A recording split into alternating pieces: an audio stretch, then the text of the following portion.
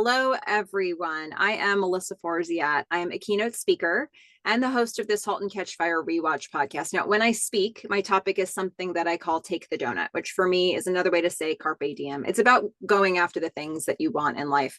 So something that I wanted to do this year was to rewatch the show Halt and Catch Fire, but this time actually talk about it with other people, which I hadn't been able to do before. So now we're up leveling that. I'm getting a chance to talk with people who actually worked on this show, which has been so exciting. Before I introduce today's very special guest, a quick housekeeping item. If you are brand new to the show Halt and Catch Fire and you want spoiler-free coverage, check out the episode recaps. Those are spoiler-free up until the episode that you're on. These interviews are spoiler filled, and this one's really going to be spoiler filled. So please just know that up front before you go into it. But I'm sure this is going to be a great conversation for those of you who are ready to be spoiled or already know what's happened in this show. So without further ado, I'd like to introduce my guest for today, who is Tricia Brock, who was the director of episode 407, Who Needs a Guy? This is a really big one, obviously, to talk about. Welcome, Tricia. Thank you. Thank you so much. I'm so glad to talk with you about this show. Before we get into any details from the show itself, how did you get connected with this opportunity to direct this episode? I had worked with the fabulous Melissa Bernstein on Breaking Bad. So I knew her, and I'd been a big fan of Halt and Catch Fire, and there was a window in my schedule. So I don't know, I reached out and then she reached out. So it was through Melissa. So that's great. So you already knew the show, it sounds like you had been watching it. Yes. But being a director on this show for the first time, coming in at season 4, and knowing that this was going to be a huge episode, was there additional research or preparation that you needed to do beyond having just watched the show? No, I mean, you just have to be ready to tell the story, visually tell the story that in the script that you've been handed. But it was a real honor to be trusted with this episode, I can tell you. When you come in for an episode of a show that's well underway already, and there's a rapport already among the cast and probably most of the crew, what do you do to establish your rapport with them as quickly as possible? There isn't much chance. I mean, I don't even remember if we had a read through of the script. Sometimes when you have the read through, you have a chance to meet everybody.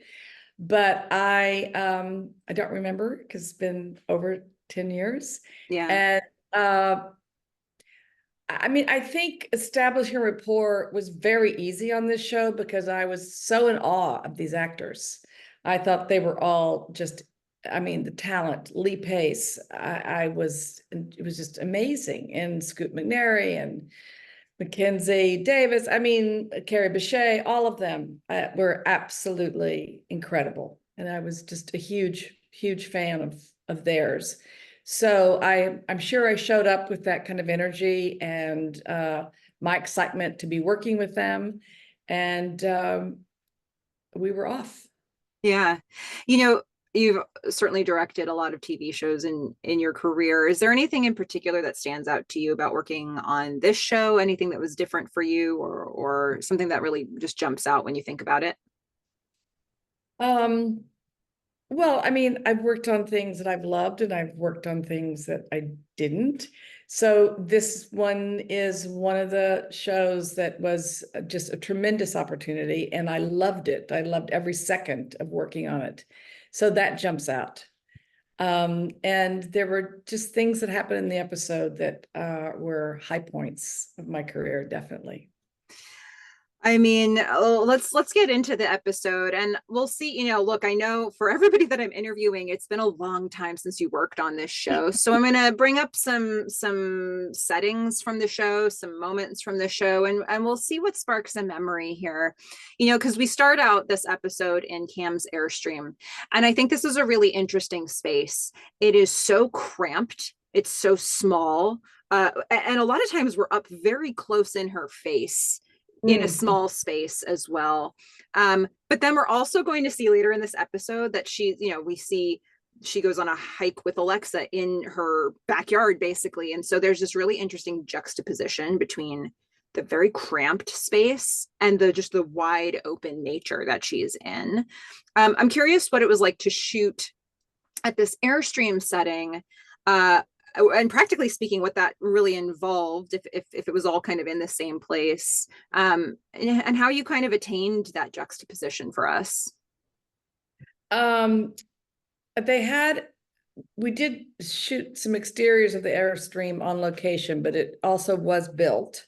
There was a set, and but we still shot it so that it felt cramped, so that it really felt like you couldn't move around, and we really leaned into that to let the camera help tell that story as well. But just physically, we had to be able to move some things behind the camera so that we could get a camera in there.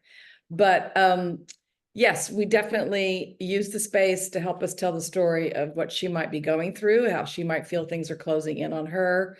And it was, I thought it worked out well, really liked it. Yeah, it was a beautiful space. So it's interesting because you had some exteriors and you had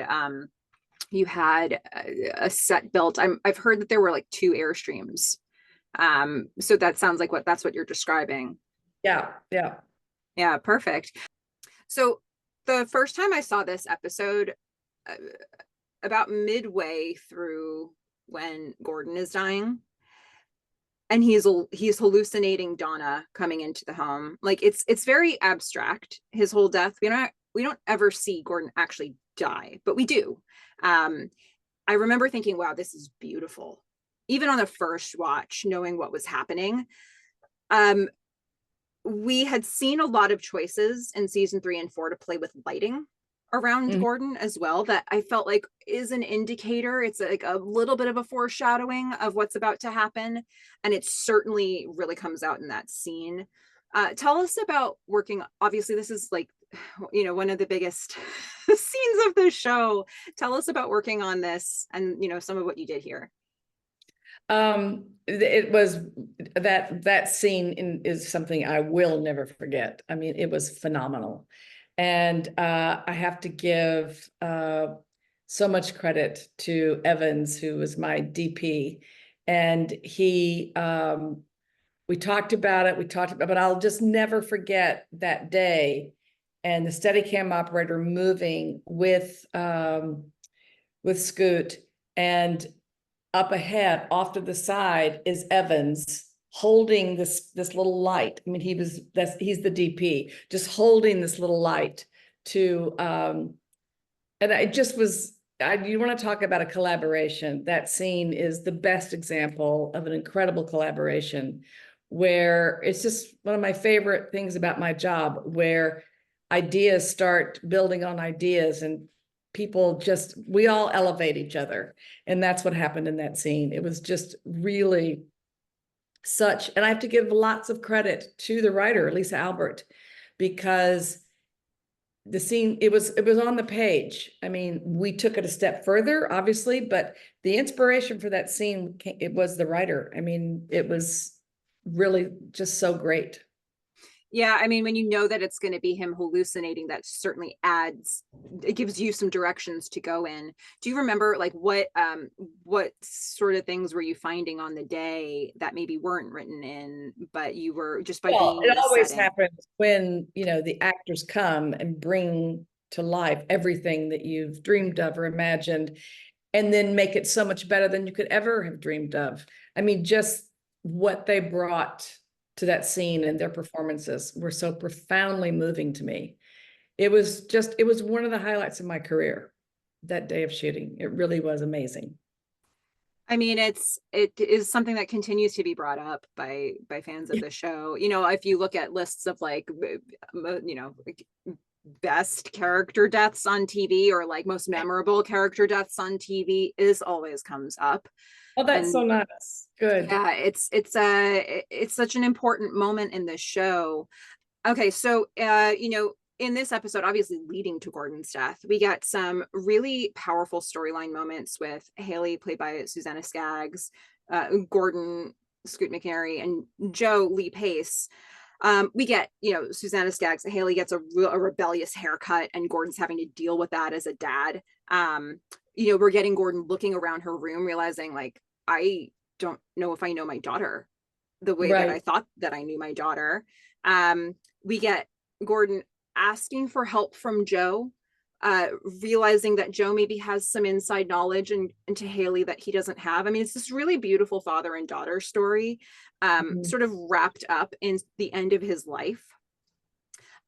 Everything, some of it feels humorous, but it feels so much weightier after he's passed.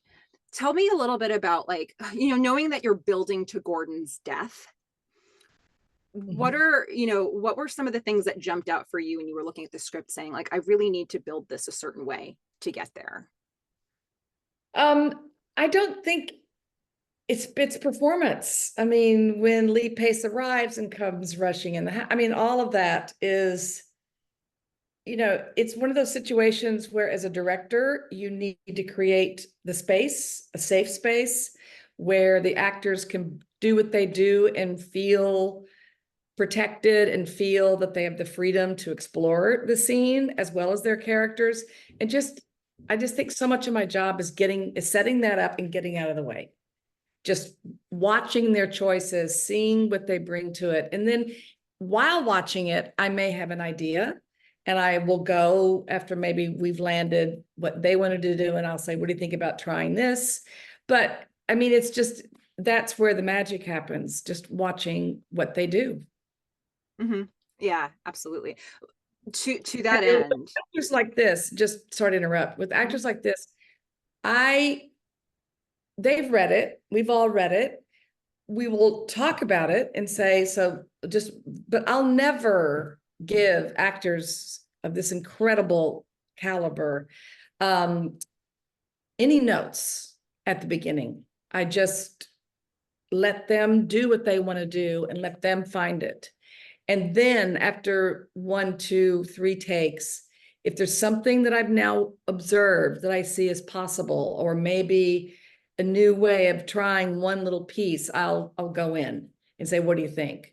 And that happens sometimes. I'm sorry, I don't remember specifically what I went in and said, but I just was so in awe of the choices they made and that they brought. I mean, they're all just, I mean, by the time I came along, I mean, those characters for them were well defined, well landed. So my job is to service that, not to try and change it or give them all these notes about what I think they should do. They know way more than I do. So I feel like my job, as I say, is to just create the space and get out of the way. It's interesting you say that, because I mean, it's been fairly well documented that those actors would meet to sort of rehearse every script on their own. Which I imagine as a for some directors that might be, like maybe you come in with an idea that you want, but it sounds like for you, you really wanted to give them room to play out what they had been working on. I mean, I think in the first season, I think they all lived together in the same house.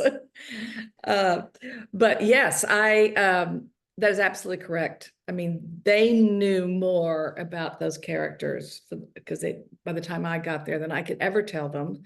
And my goal was just to service that. Mm-hmm. Yeah. One of my favorite details in this show is something that you got a chance to shoot, and that is the fact that Cameron Mackenzie Davis has created a game that only Donna can win. Carrie Yeah. Pichet. We've seen many people on this show try to play her game and fail and not finish. But in your episode, we actually see Donna finish the game. But I don't know if there was anything on screen. Can you talk me through, like, when you're actually shooting that? Do you remember anything about the experience that you were having on set? Because it's a very visual. It's not dialogue heavy. That the game stuff happened but later, in the lab. I mean, those were all things that they added in later. So that wasn't really something I remember obviously seeing it later, but we didn't, that was something that came special effects, visual effects created that. So on the day, then you would have been shooting Carrie Bichet's reaction, looking at a blank screen, probably. Yeah. But then you're shooting around, so the blank screen's in the frame, but you can see her face. Mhm. So yes, but if you shot the blank screen, it had green on it. And then they Okay. replaced it with the game when it Oh, was white. interesting. Yeah. Okay. That makes a lot more sense in how they got there with that end Yeah. result, because it seems like you would get reflections and things to work No, around. Yeah. no. What a beautiful detail that is in this show. Um, there's right before Gordon passed, like basically his last conversation with Joe, they're standing in front of a whiteboard and there's this redesign versus relaunch Mhm. conversation that happens. I believe Gordon had redesigned, and then Joe comes in and says it just is a relaunch. And then he passes away, and that's the last conversation, that's the last message they had with each other. What, when you're working on a scene like that, what does that distinction mean for you? What does a scene like that mean for you, knowing that that's the last conversation they're going to have? Well, again, I wanted the tension to be there in that conversation because Joe was shooting him down. But I knew obviously that was going to feed into how he was going to respond to Gordon's death. But Lee knew that, so we all knew that this conversation, that the tension needed to be there to make what was going to come sort of be even more upsetting, even more profound in a way. Um, so I mean, I didn't, again, these guys are amazing, and they knew it. I remember saying something to Lee at one point, and I don't know if it ended up in there, I'll have to look and see, of to not look at him, to just say what he was going to say, just staring at the board. And that's like really kind of even denying that Gordon is there, to just not look at him, to make him feel even more diminished. And then he did. And then for a while he didn't look at him, and then he turns around and it's boom. So, but we did it both ways. I have to look again to see which version made it in the final cut. It's fun for us to know that both versions were shot, though. Yeah, It's yeah, fun to yeah. know that that was like a couple different ways you could have It may gone. have come off as too cruel, to not look at him, not respectful. But I just think at the point where they were kind of a little coming to, kind of at loggerheads, that was a cool way to do it. But we also did it both ways. So interesting. Um, Another pair of characters that's really at loggerheads is Joe and Donna, and we don't get a lot of really meaningful scenes between those characters throughout the series. I mean, there are very few like great Joe and Donna moments, but we had a big like multiple scenes of them in this episode. It seems like this was done very chronologically, in terms of like it seems like the timing of this episode was really important, and having Joe and Donna together probably served some sort of practical function in the script itself. But for you, what are some of the keys for a Joe and Donna scene leading up to Gordon's death, knowing they're going to be together basically when Donna finds out about Gordon's death? What are some of the keys for you in executing something like that? Uh, It was on the page. I mean, there's nothing for me to do. It was a brilliantly written script with brilliant actors. So, and and my style is to never over tip things and talk it to death. So I would like, again, I just felt I had to get it set up. I always talk them through what the shots were going to be, and when the camera was going to be distant, when we were backing off, when we would be coming in. But because they had read the script and they knew what was coming, so that fueled their performance. I didn't have to do anything other Yeah. than create the space Yeah. and shoot it in a way that mirrored what they were feeling. Are there any other, memorable moments for you working on, in terms of like the things that really jump out in your memory? I know that obviously the Gordon death is going to be a huge one there. It probably overshadows everything else from this episode. But, what other memorable moments did you have working on this episode? Um, there was a great scene between Lee Pace and Mackenzie Davis that was just fantastic. I think it was his apartment. It was just, that scene was phenomenal. That was really, really great. They Mhm. both are. It was so much fun to work with them. So, so, so much fun. Um, and uh wasn't Catherine Newton's in this too, isn't she? I love Yes. Catherine Newton. She was brilliant. There And was a really beautiful scene because we don't see Gordon die, but we hear one character say that he has died, and that is Donna. And at the end of the episode, we see Donna holding her children in bed. Mhm. And they're all crying together. And that's a really memorable moment for me in this episode. And that's a Catherine Newton moment. Yeah, it was really great. I remember that so well. I also remember, but isn't it Anna Chomsky that comes and she answers the phone call? Yes. Her character's name. Yeah, her character is Katie. She's the one Kate, who finds Gordon. because I'll never forget. I put the camera on the other side, so the phone was big in the frame, and you see her in the distance coming towards the phone and picking it up, and then we're in a close-up without ever moving the camera. We're in a close-up on her. She came to the camera, and just to emphasize the pain, and you see it coming from as she approaches. It was just that was a great moment too, and I love that choice we made to shoot it that way. When you say that, right from the pilot, there's a style established for this show where sort of you could do any creative, any artistic shot that you wanted to do. And I'm sure not every show is shot that way. For you coming into something like this, does that, as a director, is that something that makes you feel is there a pressure there that you have to come up with a lot of creative, innovative ways to do it? Or is that something that you're already thinking about and you wish every show would give you the free reign to do like whatever artistic shot you could come up with? Um, I mean, luckily the DP Evans was someone that I'd worked with before. So we already had a rapport, and just collaborating with him. And also I had the benefit, if he knew the show, he knew things that maybe weren't part of their visual language that they weren't interested in.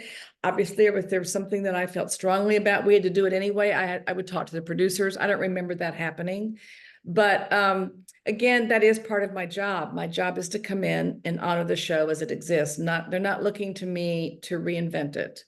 So I need to sort of stick with the program. But I felt like, particularly in Gordon's scene, in a lot of ways, I had all the artistic freedom that I also felt served the story.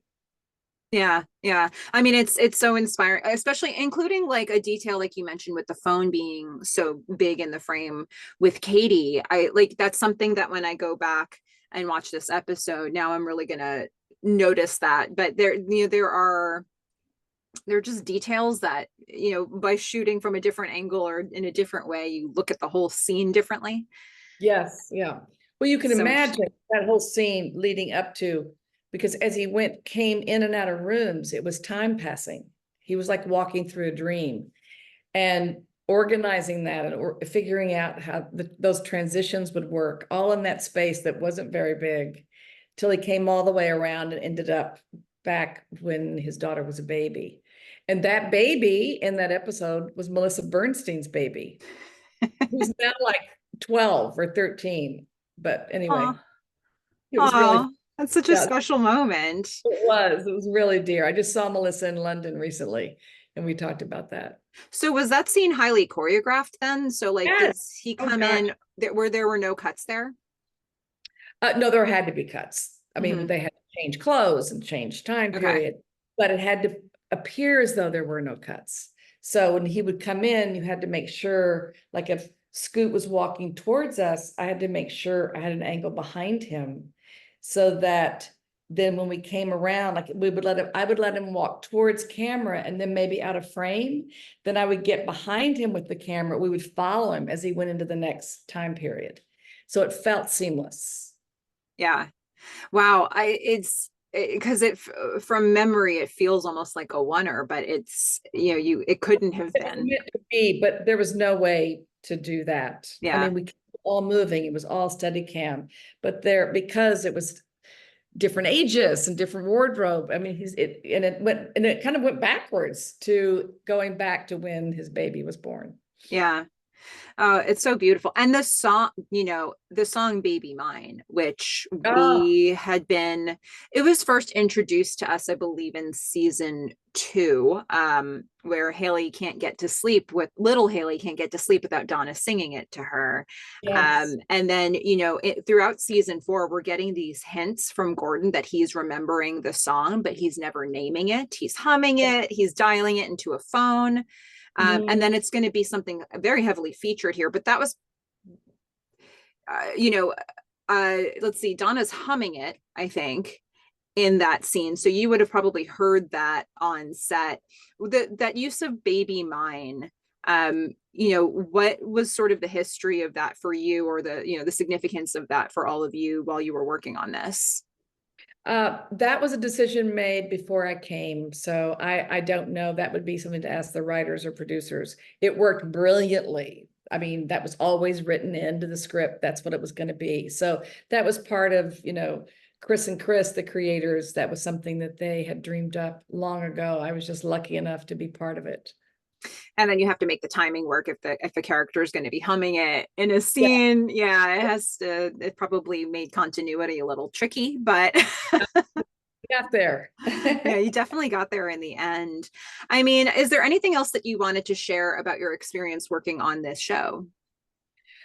Um, no, I mean, I just can't. It's something that, and it's such a pleasure for me because you're right. It's not like, I've done Breaking Bad and The Walking Dead and 30 Rock and all these big popular Emmy-winning shows. So whenever anybody says to me, oh my gosh, that episode of Halt and Catch Fire, I just feel a kindred spirit with this person because I know that they, as far as I'm concerned, have great sensibilities and great taste. Oh, well, everybody's going to love you now here listening to this. They're all people who love this show. I know it's been a very strange time in your industry. So I don't even know how to phrase this last question anymore, but what are you up to now? Is there anything you've done recently that you can talk about?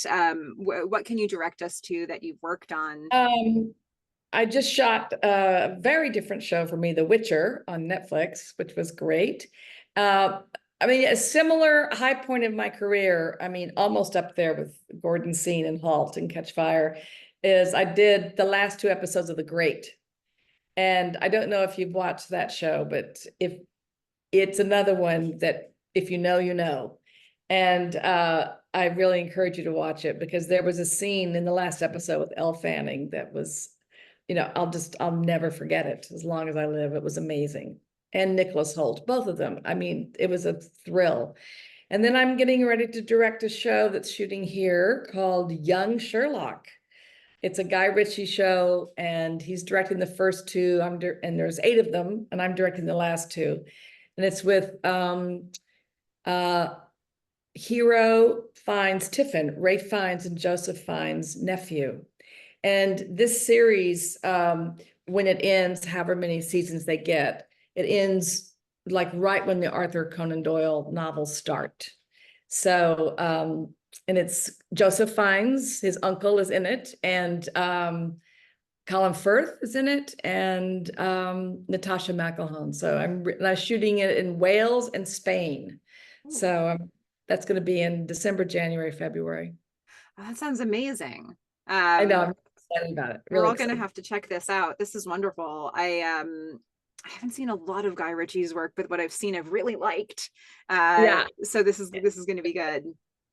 Thank you very. so much for Well, taking thank some you. I time. appreciate your time, and thanks for your flexibility with my time of trying to get here. So thank you so much. And if you think of anything else that you need, just please let me know. Absolutely. And to everybody who's watching this, please go out there and watch Halt and Catch Fire. Take care, Yes. everybody.